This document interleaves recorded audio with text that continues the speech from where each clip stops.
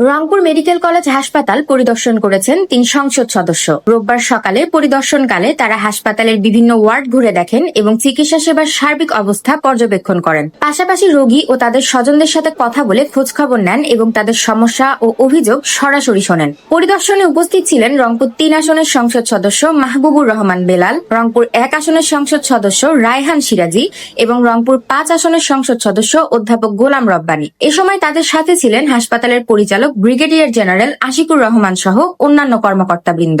সংসদ সদস্যরা চিকিৎসা সেবার মান উন্নয়নে প্রয়োজনীয় পদক্ষেপ নেওয়ার আশ্বাস দেন। একই সঙ্গে সংশ্লিষ্ট কর্তৃপক্ষকে রোগীদের প্রতি আরও মানবিক ও দায়িত্বশীল হওয়ার নির্দেশনা দেন। হ্যাঁ, আমরা সংসদে বলেছি, আবারও বলবো, আমাদের মাননীয় স্বাস্থ্যমন্ত্রী চিকিৎসা ক্ষেত্রে আমরা কয়েকদিনের ঘটনাচক্রে আমরা যেটি লক্ষ্য করেছি, তিনি যথেষ্ট সচেতন। আমরা তার এই সচেতনতা রংপুর বিভাগের নাভি, এখানে 8টি জেলা, নওগাঁ, জয়পুরহাট থেকে রুগী আসে। এখানে যে রুগীগুলো সেবা নিতে আসে, আমি মাননীয় স্বাস্থ্যমন্ত্রীর সেই সচেতন যে মনোভাব, সেটার আলোকে বলতে চাই যে আমাদের এখানকার এই হাসপাতালের যে অবস্থা, একটা খণ্ডচিত্র তুলে ধরছি। এখানে এক্সরে মেশিন 26টা, সচল আছে 2টি, মেরামত যোগ্য 4টি, মেরামতের অযোগ্য 24টি, সিটি স্ক্যান 3টি, সচল 1টি, মেরামত অযোগ্য 2টি। এখানে এমআরআই মেশিন আছে 3টি, সচল 1টি এবং মেরামত অযোগ্য 2টি, আল্ট্রাসোনোগ্রাম 13টি, সচল 3টি, মেরামত অযোগ্য 10টি, মেরামতযোগ্য 2টি। এই যদি হয় চিকিৎসা ক্ষেত্রে জনগণকে সেবা দেওয়ার জন্য মূল যে বিষয়গুলো, তার অবস্থা যদি এটি হয়, আমি মাননীয় স্বাস্থ্যমন্ত্রীকে, আমরা এখান থেকে গিয়ে তার সাথে পার্সোনালি আমরা বসবো, পাশাপাশি পার্লামেন্টে আমরা সমাধান চেষ্টা করব, তার সাথে বসে কথা বলবার। আপনারা একটা জিনিস খেয়াল করেছেন যে সংসদের প্রথম অধিবেশনে প্রত্যেকটা এলাকার, দেশের প্রত্যেকটা এলাকার সংসদ সদস্যগণ বক্তব্য দিতে গিয়ে, নিজের এলাকার কথা বলতে গিয়ে সবার আগে বলেছে মাদক সমস্যা, দ্বিতীয় হলো রাস্তাঘাট সমস্যা, আর 3 নম্বরে হলো হাসপাতাল সমস্যা। সেখানে ডাক্তার নাই, প্রয়োজনীয় নার্স নাই, অথবা প্রয়োজনীয় বেড নাই, অথবা প্রয়োজনীয় ঔষধ নাই, লোক বলের ঘাটতি, আসন সংখ্যার ঘাটতি, এই কথাগুলো সবাই বলেছেন।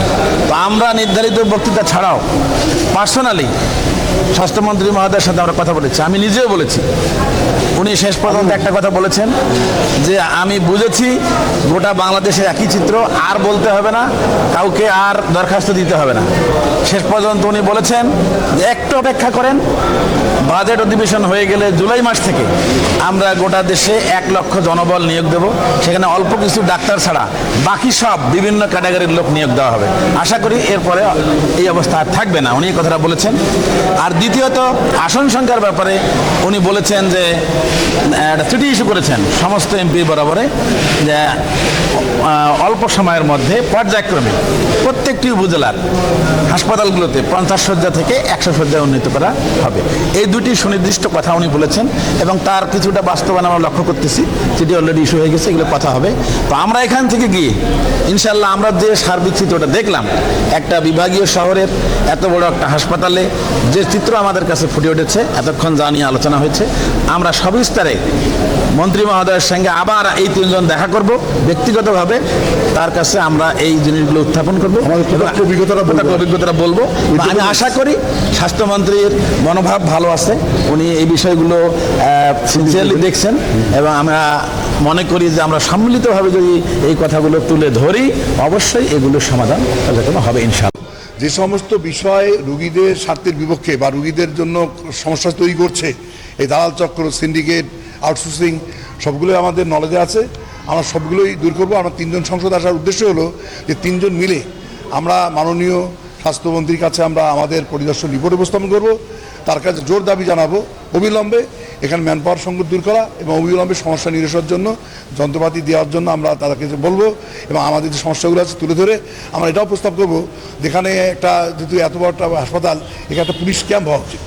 পুলিশ ক্যাম্প তাহলে হবে কি, আমাদের যে স্টাফরা তারা সিকিউরিটি প্রবলেম অনুভব করবে না, তারা ইনসিকিউর ফিল করে। ডাক্তার বা নার্সরা বলে যে লোকাল মাস্তানরা, সন্ত্রাসীরা তাদের হুমকি দেয়, যখন তাদের বাধা দেয় যে দালাল হিসেবে তারা টাকা নিচ্ছে বা ইচ্ছে মতো এসে টাকা ইয়াকে বলে যাতা করতেছে, রুগীদের উপর জুলুম করতেছে, অ্যাম্বুলেন্সের ভাড়া বেশি নিচ্ছে, হ্যাঁ, ব্যান্ডেজ দিয়ে টাকা বেশি নিচ্ছে, তো তাদেরকে বলে যে আমরা কিন্তু এখানকার বাসিন্দা আপনারা কিন্তু রাস্তা দিয়ে হেঁটে যেতে পারবেন না, বেরোতে পারবেন না।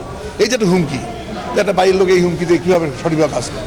তো তাদের নিরাপত্তা দেওয়ার জন্য আমি মনে করি ডাক্তার নার্স সবার নিরাপত্তা দেওয়ার জন্য, হসপিটাল নিরাপত্তা নিশ্চিত করার জন্য এখানে একটা পুলিশ ফাঁড়ি দেওয়া উচিত কমপক্ষে। উম্মে জেবিন, 52 আলো।